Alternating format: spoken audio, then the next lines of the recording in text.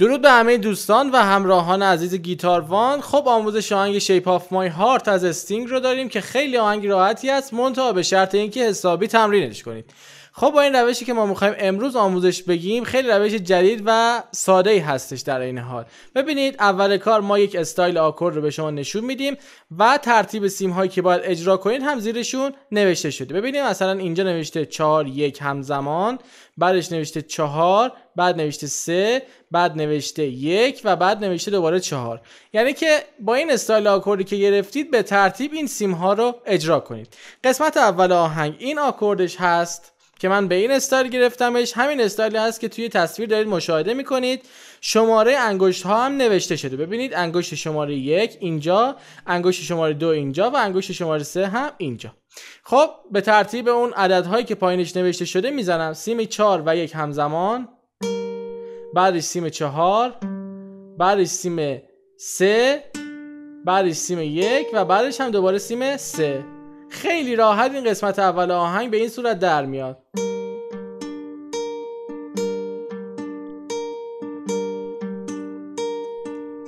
آکورد بعدی به این صورت هست. ترتیب سیم هاشم 4 و 1 همزمان، بعدش 4، بعدش 2، بعدش 1 و در نهایت هم سیم 2. ببینید اینجوری میشه.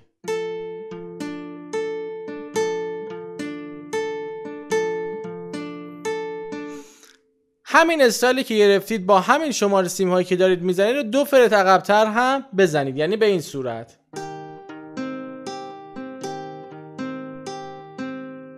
خب قسمت بعدش شما میاد اینجوری میگیرید. استایل آکوردتون رو توی تصویر دارید میبینید.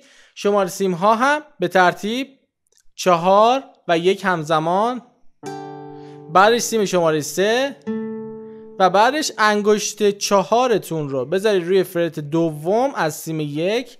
ببینید اینجوری. و سیم 1 و 2 رو با همین استایلی که الان انگشتتون حفظ هست اجرا کنید اینجوری. خب یک بار از اولش من اجرا میکنم با سرعت خیلی آهسته که ببینید به چه صورتی هستش.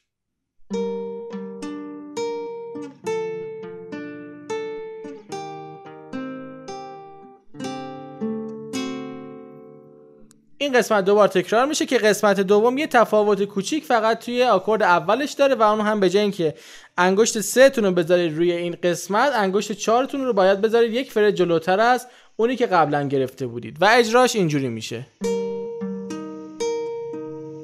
ببینید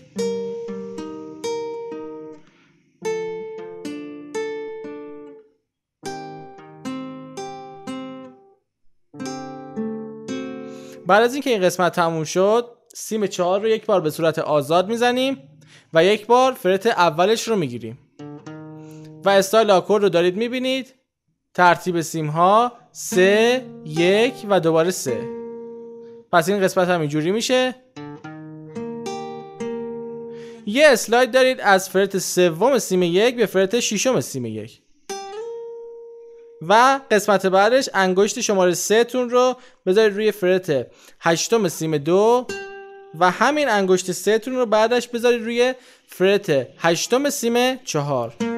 چون که اینجا میخواید یک باره با انگشت 1 تون روی فرت 6 بگیرید، بهتره که این قسمت رو با انگشت 3 تون بگیرید. و اینجا هم طبق استایلی که داریم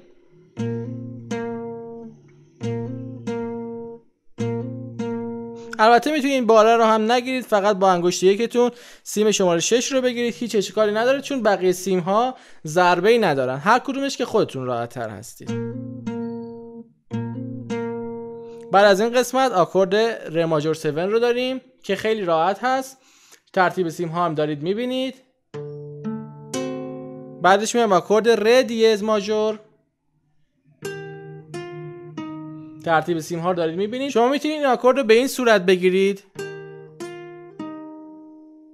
میتونید همین استایل ر ماژور 7 که داشتید رو بیارید توی قسمت ر دیز ماژور 7، یعنی اینجور استایلی رو داشته باشید و وقتی که این ضربه رو زدید انگشت شماره 4 تون رو بیارید روی سیم سوم.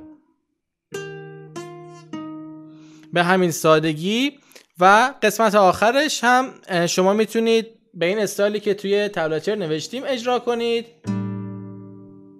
شمار سیم ها و پوزیسیون این آکورد رو دارید میبینید. میتونید هم به جای اینکه سیم ششم فرت پنجم رو بزنید آزار سیم 5 رو بزنید، هر کدوم که راحت تر هستید. به نظر من این استایل دوم یه مقدار راحت تره، یعنی به جای اینکه اینجوری بگیرید اینجوری بگیرید، اینجوری یه مقدار راحت تر هست، چون که از اینجا میاد به این حالت. به نظر من استایل دوم یه مقدار راحت تر هست. خب من این قسمت رو یک بار دیگه اجرا میکنم.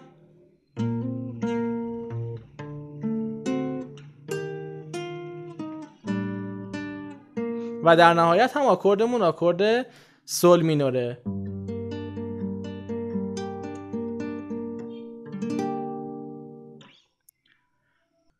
یه اجرا با سرعت خیلی آهسته واسهتون انجام میدم که ببینید به چه صورتی خواهد بود.